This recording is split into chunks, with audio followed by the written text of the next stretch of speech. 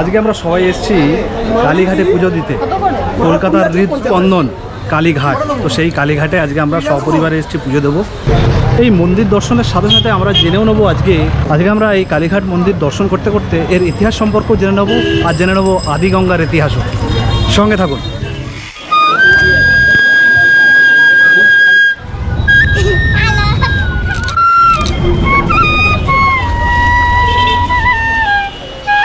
আমরা অনেকেই কারণে অকারণে বিনা কারণে কালীঘাটে আসি পুজো দিতে। আবার অনেকেই মনে করেন এই মন্দির হাজার হাজার বছরের পুরনো। আসলে বর্তমান মন্দির নির্মাণ শুরু হয় 19 শতকের শুরুতে। প্রায় 1809 সালের দিকে বর্তমান মন্দিরের মূল কাঠামো গড়ে ওঠে। তবে মা কালীর পুজো এখানে তার বহু শতাব্দী আগে থেকে হয়ে আসছে।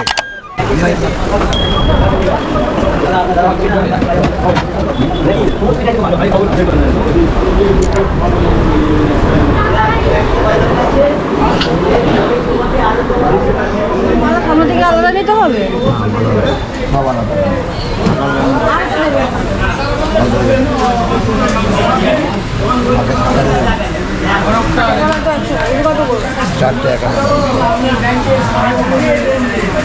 এই ডালা নিলাম, ডালা নিয়ে এই মন্দিরে ঢুকছি।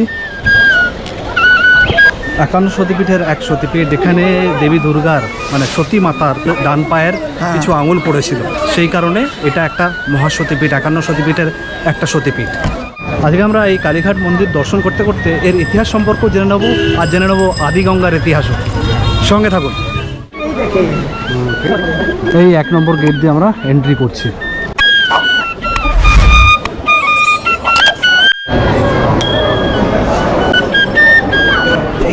দর্শন হবে, কিন্তু জয় মা কালী।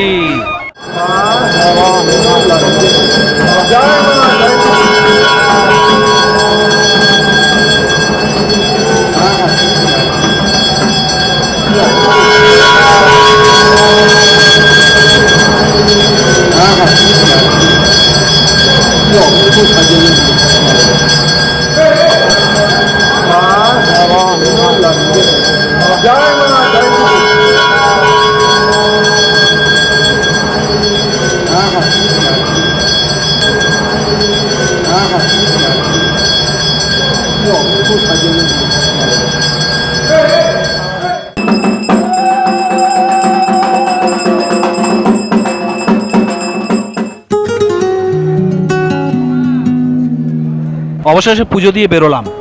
মাকে চোখের সামনে দেখে কি যে অনুভূতি হচ্ছে সেটা ভাষায় প্রকাশ করা খুবই কঠিন। যে মানুষ বিশ্বাস করেন তার কাছে এটি শুধু একটি মূর্তি নয়, এটি শক্তি, এটি আশ্রয়, এটি ভরসা। আমার নিজের জীবনে অনেক কঠিন সময় এসেছে। চাকরি নেই, সংগ্রাম আছে, অনিশ্চয়তা আছে, কিন্তু আজ মা কালীর সামনে দাঁড়িয়ে আবার মনে হলো যতদিন নিঃশ্বাস আছে ততদিন বিশ্বাস আছে, ততদিন আশা আছে। বন্ধুরা, আজকের ভিডিওটা কিন্তু একদম শেষ পর্যন্ত দেখবেন। শুধু মা কালীর দর্শন আর পুজো দেখিয়েই এই ভিডিওটা আমি শেষ করছি না। অনেকেই কালীঘাটে এসে শুধু মন্দির দর্শন করেই ফিরে যান, কিন্তু খুব কম মানুষই জানেন এই মন্দিরের ইতিহাসের সঙ্গে এমন একটি জায়গা জড়িয়ে আছে যেটি ছাড়া কালীঘাটের গল্প অসম্পূর্ণ।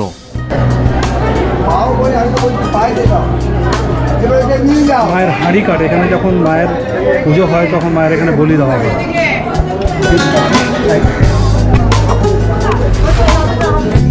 তাই মা কালীর দর্শন ও পুজো দেখানোর পর আমি আপনাদের নিয়ে যাব সেই ঐতিহাসিক আদিগঙ্গার তীরে। দেখব সেই ঘাট যেখান থেকে কালীঘাট নামের উৎপত্তির কথা বলা হয়। জানব কিভাবে এই আদিগঙ্গা এক সময় ছিল গঙ্গার মূল প্রবাহ, কিভাবে সাধু সন্ন্যাসীরা নৌকায় করে এখানে এসে মা কালীর দর্শন করতেন, আর কেন এই জায়গাটি আজও ইতিহাস ও আধ্যাত্মিকতার এক অমূল্য সাক্ষী। এটা হচ্ছে নর্মাল লাইনের জায়গা, এখান দিয়ে লাইন দিয়ে যেতে হয় যখন মন্দিরে ভিড় থাকে, আর ওটা হচ্ছে গর্ভগৃহ।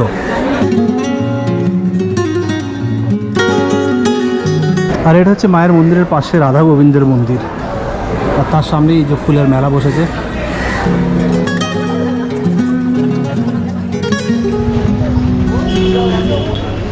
বন্ধুরা, আজকের ভিডিওটা শুধু একটা ভ্রমণ বা একটা ভ্লগ নয়।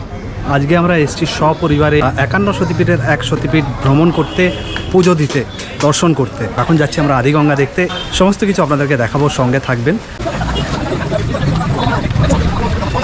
আর এই দেখা যাচ্ছে সামনে, এটা হচ্ছে গঙ্গা, আদি গঙ্গা, গঙ্গারই একটা শাখা প্রবাহ।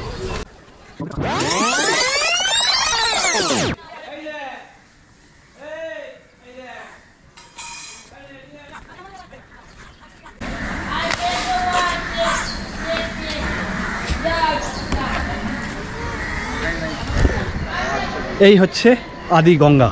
এই আদিগঙ্গা হচ্ছে কলকাতার ইতিহাসের একটা জীবন্ত সাক্ষী। ভাগীরথীর একটা অংশ হচ্ছে এই আদিগঙ্গা। একসময় এই আদিগঙ্গাতে সাধু সন্ন্যাসীরা আসতেন নৌকায় করে, এখানে এসে কালীঘাট মন্দিরে গিয়ে পুজো দিতেন। আর আজকে এই আদিগঙ্গার দুপাশে চলছে প্রচুর গাড়ি ঘোড়া। মানুষ কোনোদিন ভাবতে পারেনি যে গঙ্গার এক রূপ পরিবর্তন হয়ে আর এক রূপে পরিবর্তন হবে। সেই আদিগঙ্গা আজকে দেখুন পুরো নালা নর্দমার মতন অবস্থা হয়ে গেছে। এই আদিগঙ্গা শুধু একটা নদী নয়, কলকাতার ইতিহাসের এক জীবন্ত স্মৃতি।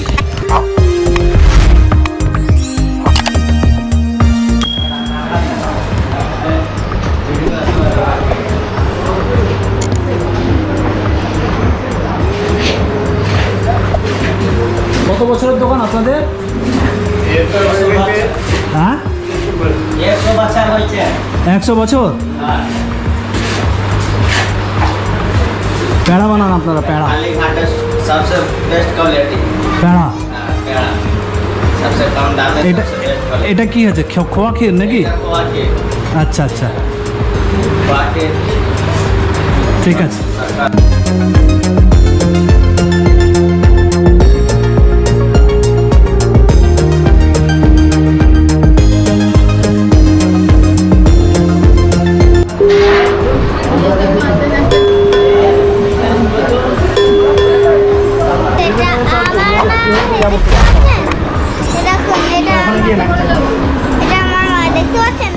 আর একটা কথা তো আছেই, বাঙালির তীর্থযাত্রা কিন্তু ভালো কিছু খাওয়ার ছাড়া যেন সম্পূর্ণ হয় না। এখন আমরা এসেছি আদি শ্রীহরিতে, মন্দিরে পুজো দিয়ে এখানে সেই বিখ্যাত কচুরি খাবো, আদি শ্রীহরি।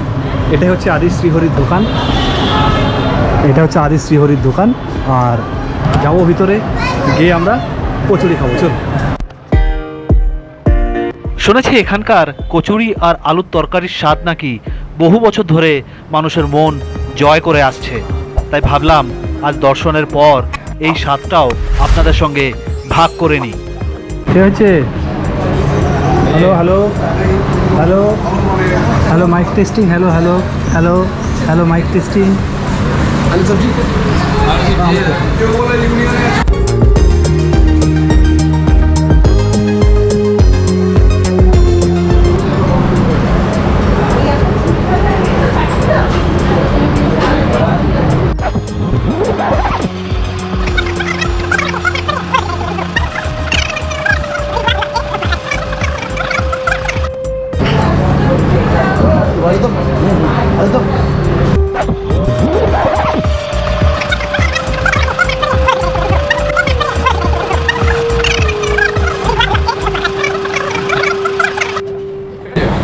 এবারে খাচ্ছি আলুর দম আর গ্রেভি দিয়ে।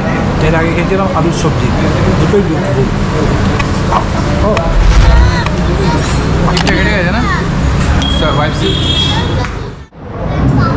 খাওয়া দাওয়া করে বেরোলাম, এবারে বাড়ি ফেরার পথে, বাড়ি ফেরার পালা।